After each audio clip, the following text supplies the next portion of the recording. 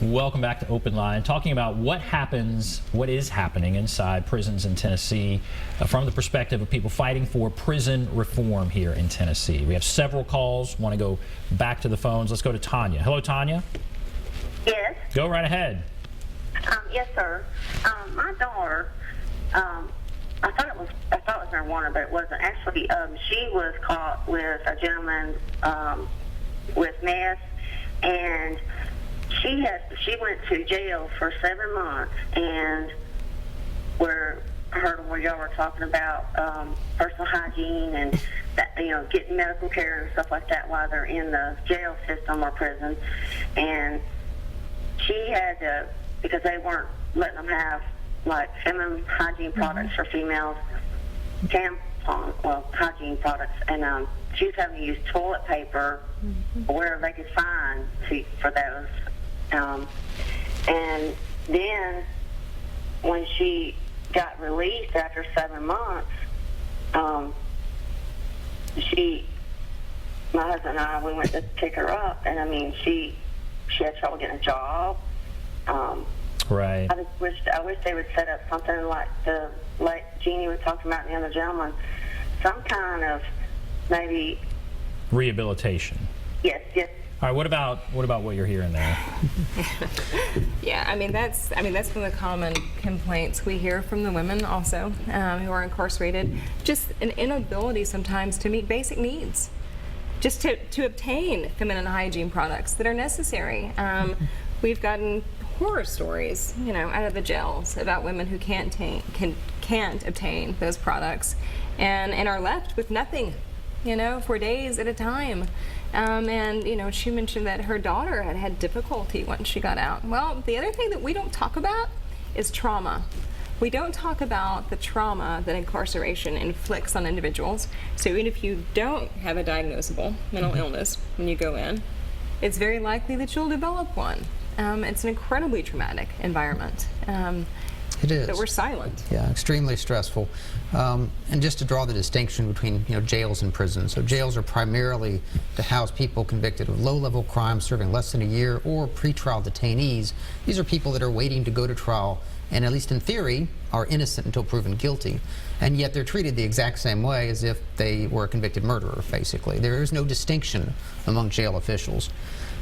But jails typically have much worse conditions than prisons. They're really designed as temporary or short-term holding facilities, and yet people will spend years there waiting to go to trial. I spent around 30 months in the Davidson County jails waiting to go to trial for my various offenses back in the 1990s. And very rough when people get out of prison or jail. So we have designed a system where we have in theory said, okay, you commit a crime, we're going to punish you. We're going to give you, say, 5 years. And then after you've served that time, you have in theory served your sentence. You have completed the requirements society has put upon you. And now you're going to go back out there and live your life. But we don't let people live their life. No, we're not going to give you a job because now you have a criminal record. We're not going to provide housing. In fact, you're completely excluded from public housing. You want a student loan? No, sorry, you have a felony conviction. And so on. So we make it almost impossible. Can't vote, can't regain your civil liberties once you get out unless you jump through numerous hoops. So we have designed a system that basically cripples people when they get out. And then we express enormous surprise, or perhaps not, when they commit more crimes because there's nothing left for them when they go back in. That's not a justification for people who commit more crimes. It's an acknowledgement, though, that we've created a system that makes it very, very, very difficult for people with criminal records to get on with their lives and become law-abiding, tax-paying citizens, which in theory is what we want. Let's go to Marilyn. Hello, Marilyn. Yes. Go right ahead. Okay. I would like to first say thank you to these prison reform people. That is a wonderful thing that they're doing. I'm so proud to hear it. And I would like to say my brother is in prison, and I do know exactly what they're talking about, because the first thing they do is strip them of all their pride and honor. They strip everything away from them, and then they're left absolutely with nothing. And if families don't back them up, they have nothing. Okay. All right, Marilyn, thank you. What do you think of that? I think that that's exactly correct, and I don't think that that's the exception. I think that we've reached a state in this country, and certainly in this state, where you lose agency. You know, the system attempts to strip you of your own individuation, your own agency. It is dehumanizing, and people say, "Oh, well, someone committed a crime." Again, these people cannot be reduced to their worst actions and their worst days. They still remain human. So let's talk about a little bit what that looks like to dehumanize someone. So, for example, if her son has a child, right? In years past, let's say that child's a second grader and he's making a drawing for his father and he colors something and sends it in. Then his father could take that drawing and put it on the wall of his cell and he'd have something there, right? Some connection with family. That's no longer the case. It's bare white walls. That's considered a security risk to have a crayon drawing from a child. Everyone is intended to look the same. It is incredibly militaristic, which doesn't work. I mean, and we know this. We have good data. We have good social data on this. We know what works is the problem, and that's what's so hard, is that we can look at other countries who are succeeding, and then we compare it to what we're doing. And we're spending more, we're incarcerating more, and getting poor results, and we continue to do the same things over and over again. If I could use an analogy, because Jeannie mentioned it's become more militaristic, and Tennessee's prisons most definitely. So you have prisoners who are marching in single line with their hands out of their pockets and not allowed to speak, and things of this nature. In the military, they do something similar, which is they break people down during basic training, right? They just strip them of everything, but then they fill them back up with teamwork and leadership and skills, and they provide them, with the resources they need to become then a member of something larger. And that's why we have an incredibly strong military. In prison, they don't do that step. They strip down people, they take all responsibility from them, they dehumanize them, but then they don't give them anything back. They don't fill that void. And so it is no surprise when people get out that they don't have the resources and skills necessary to then get on with their lives, even if they could, which is why we have such a high recidivism rate. Let's go to, all right, let's go to Reverend Fuzz on line 2. Hello, Reverend Fuzz. Are you there, Reverend Fuzz? Oh, wait, I didn't push the thing. Reverend Fuzz, hello. Hey there. Hi, go right ahead. Ben, I want to ask, this is a very serious problem. Yeah. What do the judges know? I mean, the judges are there and seem like they would know that these prisons don't work and these people who are coming into their courts, that sending them back to prison is not going to be an answer. Why don't the judges advocate? They should have power to make something happen. That's my question. All right, the judges. Yep. The gatekeepers here in a lot of ways of legal. What about the judges? They're not really the gatekeepers. The gatekeepers are the politicians who make the laws and the judges have to enforce. The judges often are simply people watching an assembly line go by. I mean, literally, an assembly line of defendants in court. They have no real stake. They have no, real interest in these people's lives. They're simply enforcing the law. And in Tennessee, it's a matrix. It's a chart that they use for sentencing. Oh, well, you committed this kind of crime, and you have this many priors, and we just look on the chart, and that's how many years you serve. So, yeah, and let's talk about the politicians, right? So the politicians are the gatekeepers. So our situation in Tennessee is this. There used to be an independent oversight committee. That committee was sundown in 2011. All right.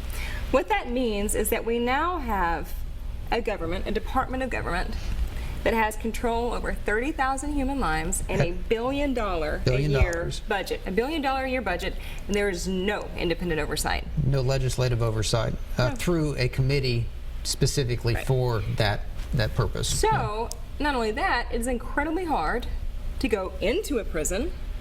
There's been a media blackout inside Tennessee prisons since July of last year. Literally no one is watching the watchers, and that's why things continue to go down a spiral and become worse and worse over time.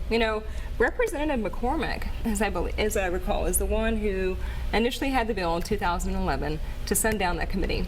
Brought back a bill during the last legislative session, and that bill was put into committee where it disappeared and died. So what you're talking about is a committee that would just provide oversight. Absolutely. Would call the commissioner before the committee and ask him questions about this or that. It was the Select Oversight Committee on Corrections, is what it was until 2011 when it was disbanded. Did other states? Is it unusual for us not to have oversight? A number of other states have specific committees, Texas Criminal Justice Committee and so on, to specifically look over prison systems. Right, and they also have sentencing commissions, which we also used to have. So that rather than just taking a hammer, every 20 years and just making sentences longer and longer with no good results, actually, you have a sentencing commission that actually looks at the data, that wants to understand recidivism, considers what works. At what point in time is there no deterrent effect? And tries to understand what is the best way to create prisons that actually rehabilitate and reform, what sentences are effective. But again, we've lost our sentencing commission as well. We lost that in the mid-90s. Yep. It seems like what kind of guides this is emotion. So people, they hear about a terrible crime and they want to crack down, and it's the hammer you talk about. And so it's driven by emotion. And if that's the case, how does it get better? Well, here's the irony, because it is a very emotional thing. I mean, most crimes are very serious and directly affect somebody personally. If, my house has been burglarized, which has happened incidentally, or my car has been broken into, which has also happened to me incidentally, you take that very personally, and it's very damaging, and you're angry. And if you find out who did it, you want them punished. But here's the great irony. Our criminal justice system doesn't work from pretty much every perspective. It doesn't work from the victim's perspective. Right? It doesn't make the victim whole. It's not victim-centric. When a criminal case is brought against somebody, it's state versus John Doe, not the victim versus John Doe. It's the state bringing the crime. The victim is an afterthought. Okay, so it doesn't help the victims, it doesn't make them whole, and it doesn't guarantee that they won't be victimized again, or that the criminal won't go out and commit crimes again. It doesn't help the criminal because he's going to go to prison. He's going to come out most likely worse than he was when he went in. It doesn't help taxpayers because it costs an enormous amount of money. In Tennessee, $1 billion a year just to run our prison system. So our system is incredibly dysfunctional and really only works, if you want to use that word, for two constituencies. It works for politicians because no politician has ever lost an election by being tough on crime. And it works for those who profit from the system. And there's a lot of money in this system. That $1 billion, where does that money go? Well, it goes to hire people, staffing, to hire private companies like Corrections Corporation of America, based here in Nashville, now called Core Civic, and to hire other companies, Aramark to provide food services, Corizon to provide mental health services, Centurion to provide medical services within our prison system in Tennessee. So there are a lot of people that profit from the system.